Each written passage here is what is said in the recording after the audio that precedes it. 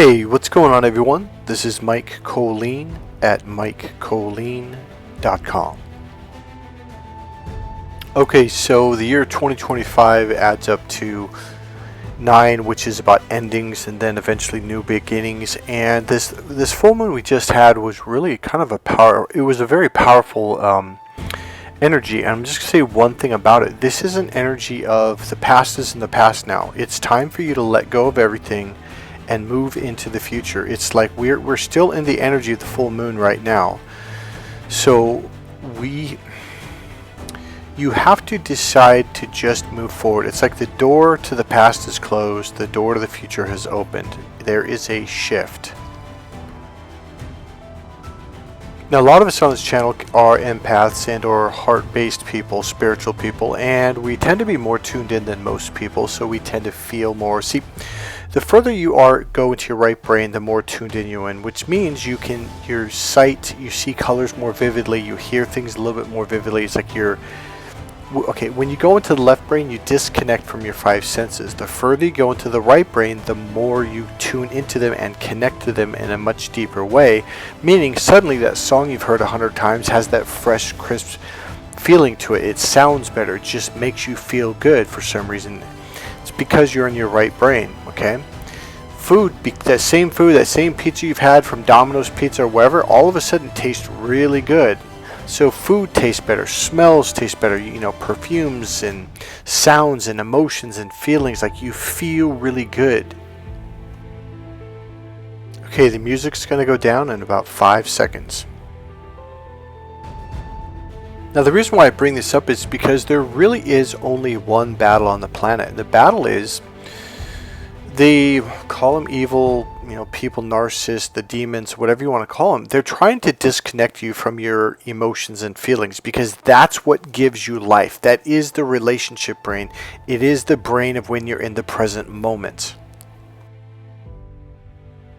So I just saw a YouTube short, a young lady, maybe not young, about 30, in her 30s, and she's if there's a sickness in the church and a sin in the church, and I'm like, okay, where are we going with this? And she says, for those of you seeking spiritual experiences, maybe that's what's wrong. And I'm thinking, what is she talking about? The whole goal is to connect with God.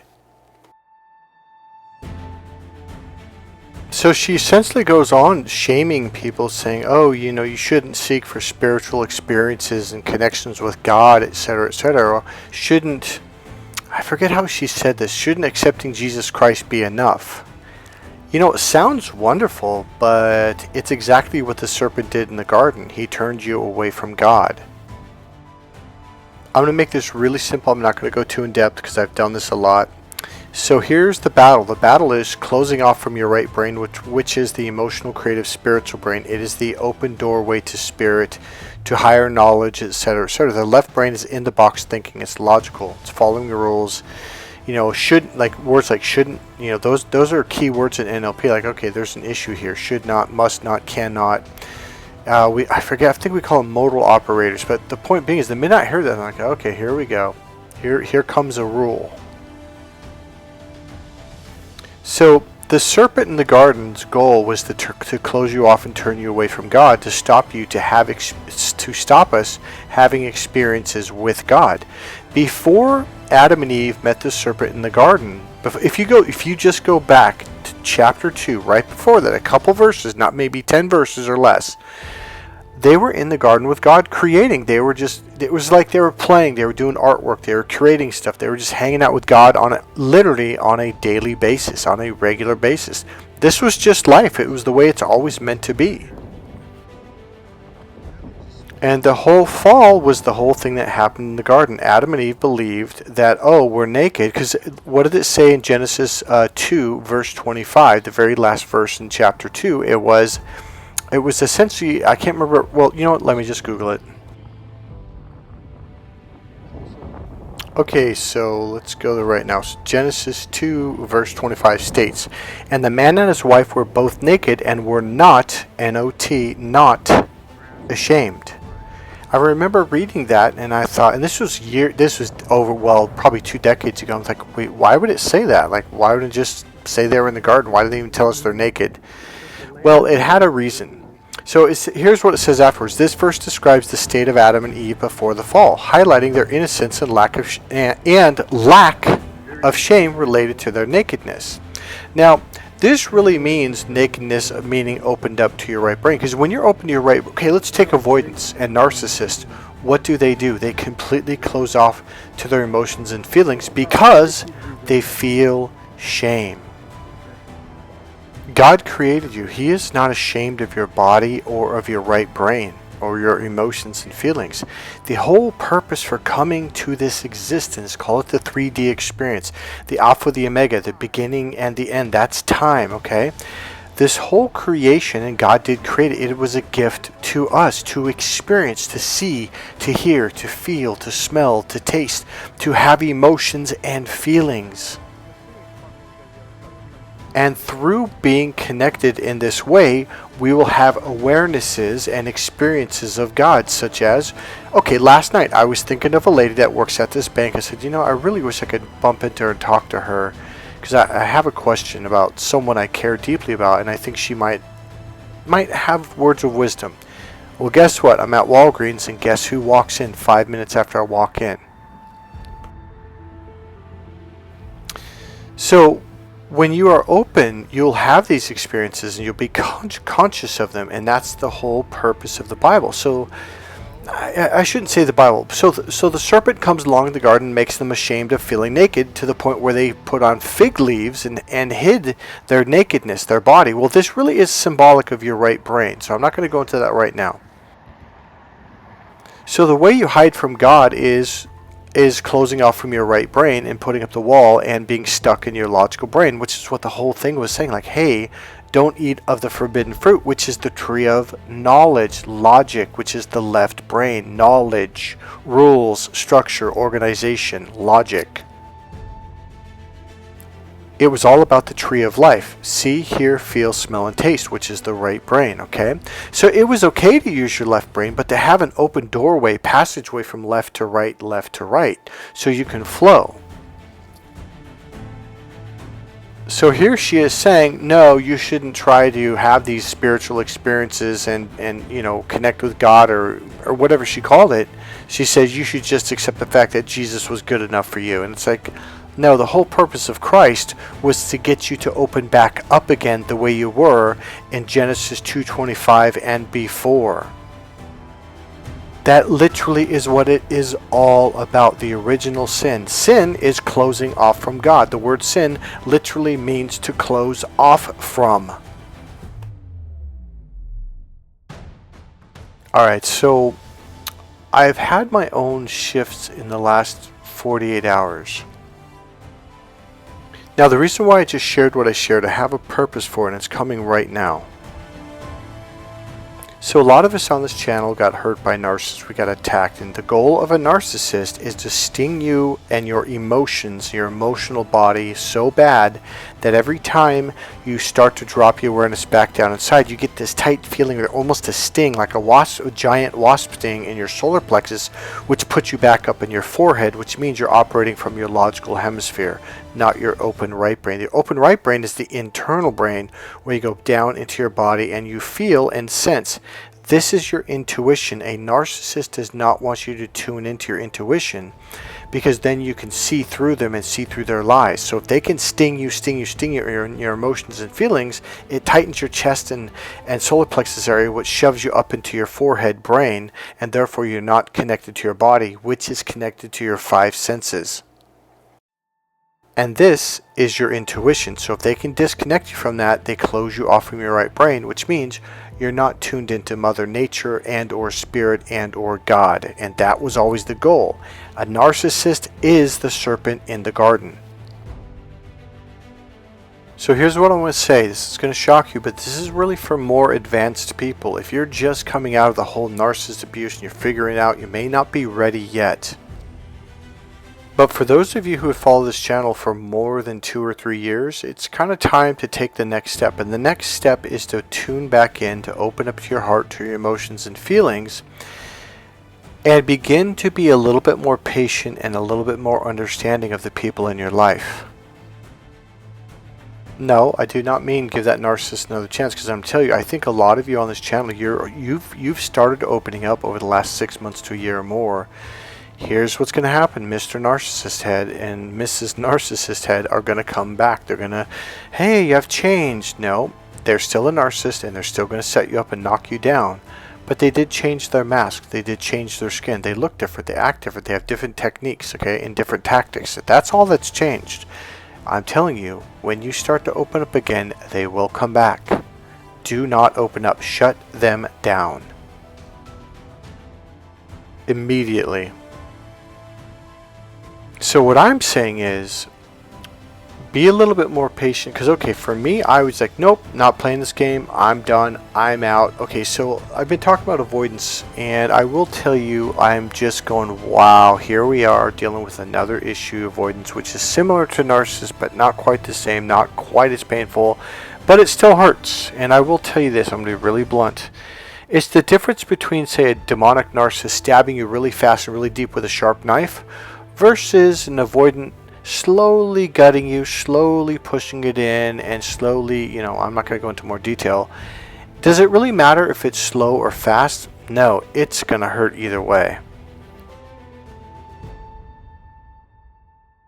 So that's where I've been. I would say the last 4 to 6 months, I've been on this kind of balancing act of opening up and then closing back up, opening up, and I wouldn't say closing back up. I've been very open and very grounded. I would say just like walking away from some people. So what am I trying to say? I think it's time to slow down, stop, and be a little bit more patient with people. Maybe not narcissists that you already know, like, oh, this is a narcissist. No, not them. But maybe people that you're not sure of, people that are friends, people that, maybe it's a little bit, I'm going to have to use me as an example. All right, I'm going to have to say this first. I want to talk to a couple people. Number one, Annie, I still love you and the door's still open. To Victoria, you're going through a really hard time. Keep going. It's going to get better. And Diane, if you need help, just call me if you need to talk, okay? So you're getting better. Be patient with wherever you're at. I hope you guys are all in a good place right now. And if you need to talk, just get a hold of me. All of you. So I've been kind of going back and forth with this avoidant thing, and it's a really challenging one, because now some of you may not know what avoidance is about, what it's all about. It's essentially, these are people that do have a good heart, but they've been hurt. They've been essentially trained, taught to be self-reliant, to don't rely on it's all about independence. And so when they open up to someone emotionally and or intimately, it makes them feel like, oh, well, I'm not being independent, and that's not strong, because it's all about being strong, and you got to be independent. And so then they close back up and they run away. They fear that they're losing control. So they may just close up and take off for a while, and then they'll eventually come back. So I'm going to use me as an example, but I think I'm talking about a lot of us on this channel. Is I essentially was like, no, I'm done. I am so done with people that aren't healed, the people who aren't doing the work, who just play games, who this, and I was really like an iron fist. I call it the Great Wall of China. For 5+ years, I was locked down. Someone flirted with me, I just looked away. I did not care. So then I started opening up a little over a year ago, say about a year and 9 months ago, I think. Yeah, about last year, January, was really when it started kicking in. For me anyways, but there's just still some bumpy roads. And then lately, I'm just kind of out there having fun. And I bumped into someone who, let's say they're going through something, and I was like, nope, I'm not playing games. And then I'm kind of like, yeah, but you know what? They kind of need you. So I'm kind of at this place where I think it's time to stay grounded, to have an open awareness, and at least attempt to understand like where they at, where are they coming from, what's going on inside them. That doesn't mean I'm going to open my heart and just let them stab me in the heart again. No, it just means I'm going to connect with myself, tune into the feelings, and see where they're at in the moment, and see like what's going on. Is this something that my energy... See, okay, because my energy right now, I'm back at a place where I can be there for people, like really be there for people in a very grounded way. So what partially stimulated this conversation is I did some energy healing on a young lady's son. He's in the hospital. He went to the emergency room, and so he's having anger issues and blurry vision, and I think it's blacking out. He's having like like his stomach and gut area. He's having some really bad problems. And the doctors say it's like a urinary tract infection, and it's like kind of backed up in his blood, and etc. Now here's the thing: I did the energy healing session on him, and when I tuned into his body, now you got to understand, he's on the other side of the world. He's in Asia. And so I told her all this, and she did reply. I'm going to read it off directly from her Facebook page in a second, or from our contact through Facebook Messenger. And I picked up on it really fast. Like, yeah, everyone's yelling at him, from her father, meaning his grandfather, his grandmother, auntie, uncle, everyone, teachers, and including her, the mother. And I just like said, hey, you can't do this. You've got to stop yelling at him. That's all he receives. So I began to understand that she doesn't get that. She's like, well, I'm just correcting him. Like, no, you don't understand. Like, all he hears every day, all day, for the last 8 years of his life is everything that he's being punished. Oh, you're bad. Don't do this. Don't do that. Do that. That's all he's hearing. I go, you have got to stop doing this. All you're doing is pushing him down, and you're beating him down. And she's like, but Michael, I don't do it. I go, you're not listening. He doesn't hear anything but negativity about him. Every angle, he's getting shouted at, he's getting yelled at, including from her, and she's thinking, she at one point says, well, I'm being hard on him because it's for his own good. And man, I kind of lost it, because here's the deal. I said, I don't think you understand the reason why he's in the hospital, because he's receiving all this toxicity from everyone around him, not just for the last day or two, but for the last 7 or 8 or 9 or 10 years. So this is what she said. She has kind of broken English. She speaks good English though. And she says, how do you know? No, she says, how you know we're not good this past few days? We've been nagging and shouting on him and scolding him the past few weeks or months. And she says, because it's like he's out of his mind. I'm like, yeah, he's out of his mind because you've made him sick. And I'm like, it's the whole reason why he's in the hospital. And if I can find it soon, I'll find it. But she says right here, yeah, the doctor diagnosed him with UTI and hyperacidity. And she mentions a couple other things. She goes, I feel so guilty. It turns out he was feeling bad last week, and I didn't even notice. So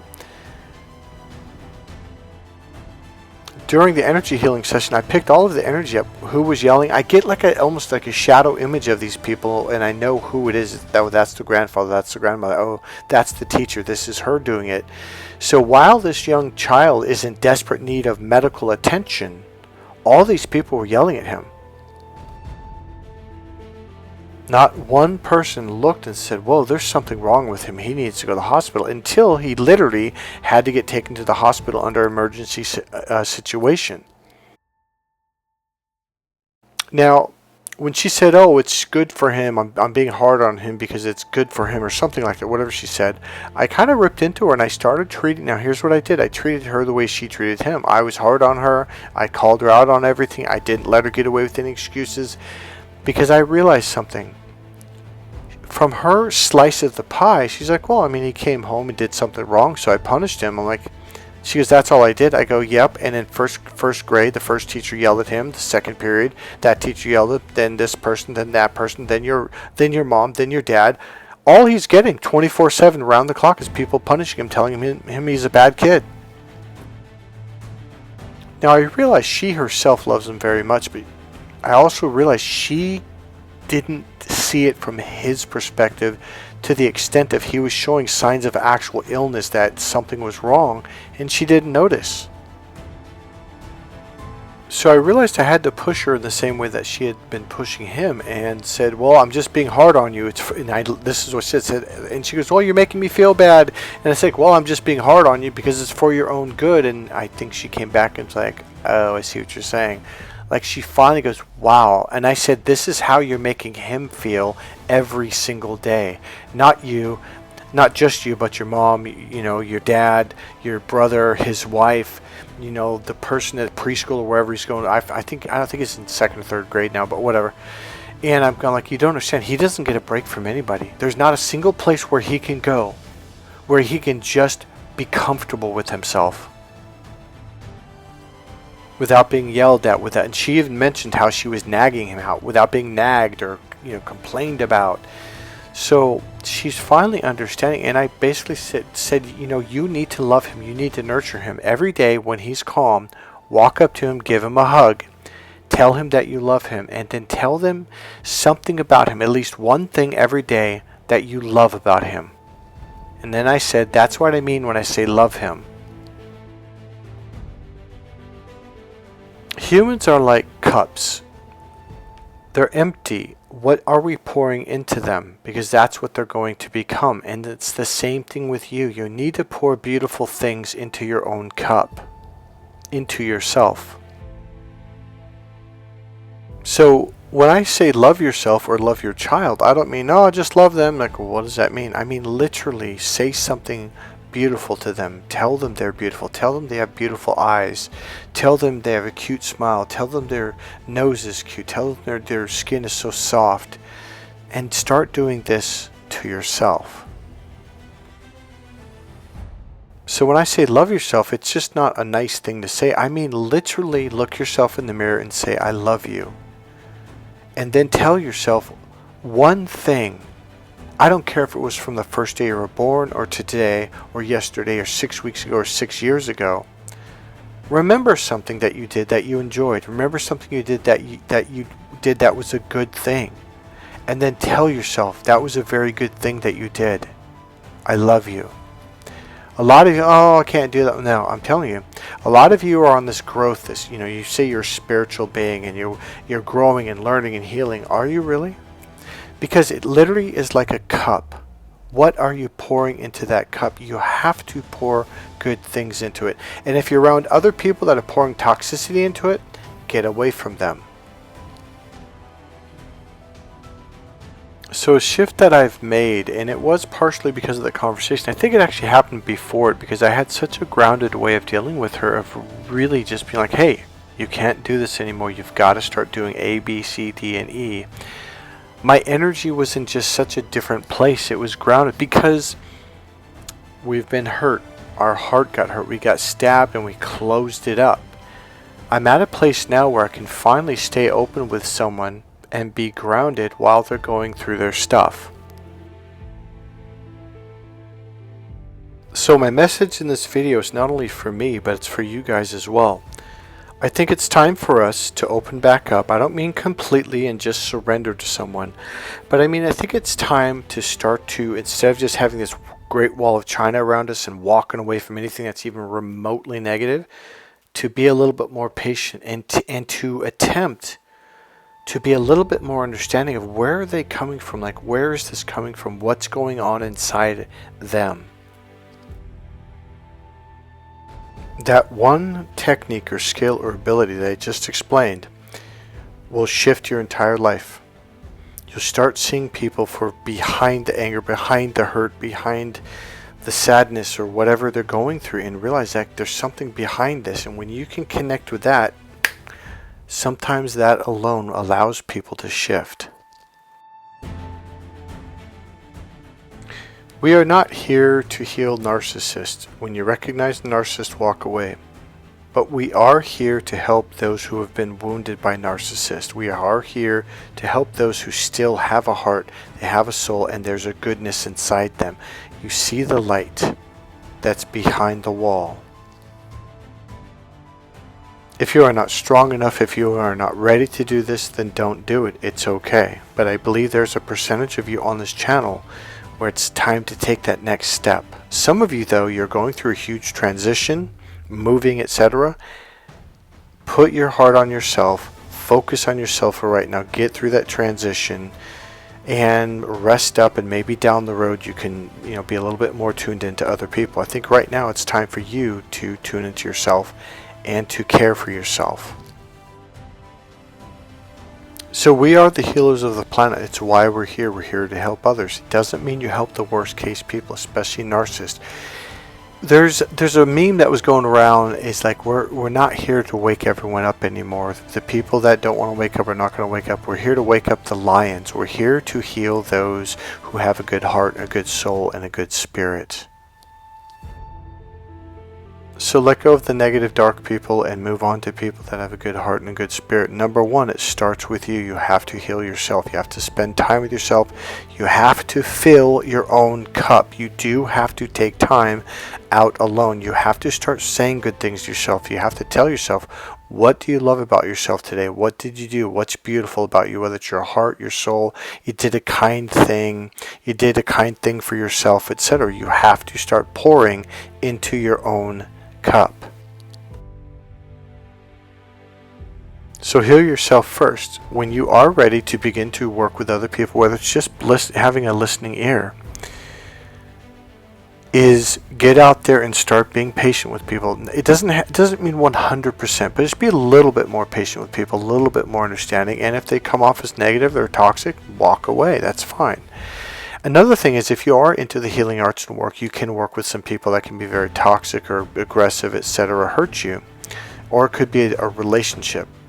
Remember, it's okay to pull back out, to put the Great Wall of China up, and to nurture yourself and to soothe and heal yourself again. And when you're healed, you're going to be a little bit stronger than the time before, and then you can come back out and be a little bit more cautious with who you're willing to work with and who you're not. In other words, it's not an all or nothing thing. Okay, if you get damaged, it's okay to say, hey, I'm going to take a few days off, I'm going to take a week off, I'm going to go back into isolation, I'm going to heal myself, I'm going to spend time with myself, until I'm ready to heal, until I'm healed up again and ready to come back out. So it's okay to take time off is what I'm saying. Okay, that's it for this video. I do want to thank those of you who have supported this channel, those of you who have bought my books, signed up for my coaching, my men's dating relationship coaching training, which is a 6-day training. And for those of you who bought my books, donated to my PayPal link, I want to say thank you guys very much. I really, really appreciate it. If you like this video, please click subscribe, click the like button, go ahead and make a comment, and remember, you can always give a donation. There's a PayPal link right there in the description box. God bless you guys. I'll see you in the next video. Bye.